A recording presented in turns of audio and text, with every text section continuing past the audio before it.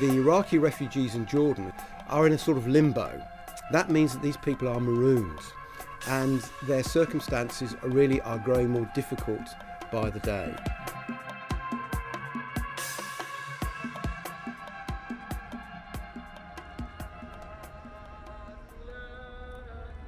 An Iraqi child lies sleeping on the dusty streets of Amman.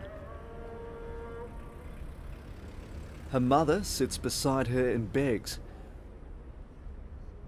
Like many Iraqi refugees, they scrape a living as best they can.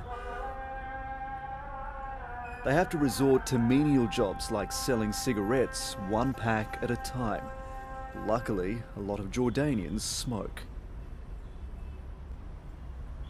Children, go to sell things in the street, which is basically a cover for begging, and men sell their manual labor in restaurants or in places where it's kind of not too difficult to hide an illegal worker, and women sell sex.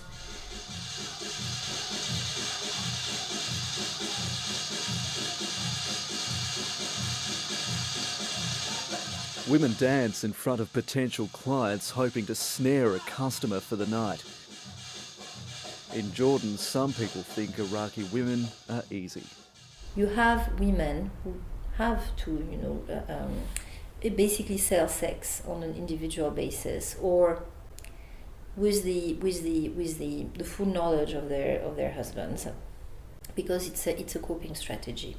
It's lack of income. It's a social destitution.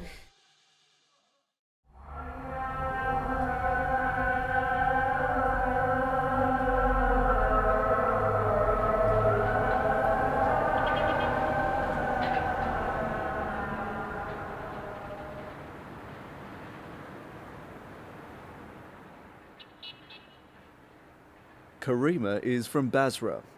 In Amman, she spends her days selling cigarettes outside the money changer. Karima fled her home in Iraq after her husband was shot and killed in 2004. She suffered a bullet wound in the leg.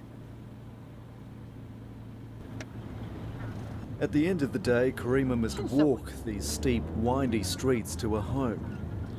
كلها حكمة الله منا بعد عالشمال اي بعد هذا دير بعد عندي وحده خرسه برقبتي ألمني منها نص ورقه وديته.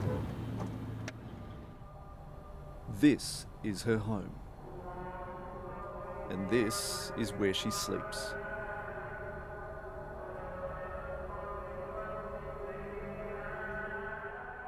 This is Zaina, the woman Karima lives with. They're drawn together out of adversity. وظلت بس البنية يتيمة قاعدة قدامها. She says the son was killed, her grandson with the 3 sons.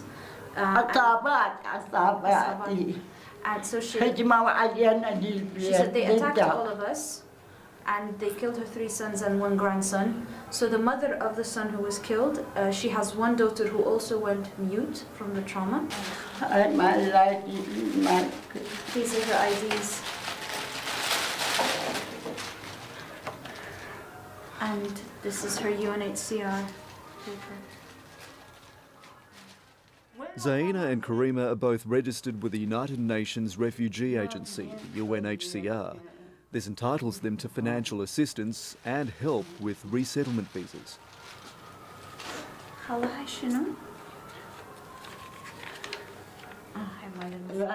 أنا 75 هي 75 ما يسوون. أي يعطونا هاي ال 75 بس مساعدات ما يعطون. The Australian government contributes towards this program of financial assistance.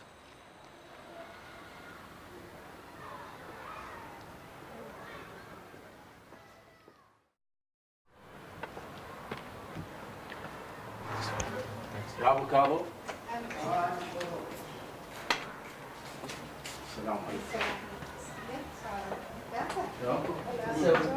مرحبا كيف حالك؟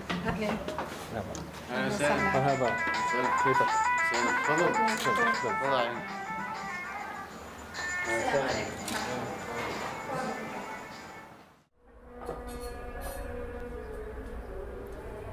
Nadim and Salima live here with their son Kazim. The family has lived in this small two-bedroom apartment since fleeing Baghdad in 2003. Nadim says he was a police officer in Saddam Hussein's regime. He says the first time he tried to leave Iraq, he was captured by militias and thrown into prison. He says American soldiers helped him escape. قاموا فلشوا دارنا اخذوا غراضنا نهبوا يعني كل اموالنا وفلشوا بيتنا نرجع وانهزمت من هزمت كمشوني ودوني السجن هاي المره دفعت لي مليونين لما المليونين انا ميت وطلع على الامريكان يجوا طلعوا لا مال الامريكان لا والله كان ثقيل بحد يقول برضه هم ما بقوا اضطريت اجي هنا. Kazim is 13 years old. He goes to school in Amman, but in the afternoons, like other Iraqi children, he keeps a low profile and spends his days and evenings playing at home. He watches Iraqi TV with his cousin, a bond with his former home. The two boys love taking photos and videos on their mobile phones, documenting their lives in this new land. Even though the Jordanian government provides some free education for these boys, they live in a state of physical and psychological insecurity, like their parents.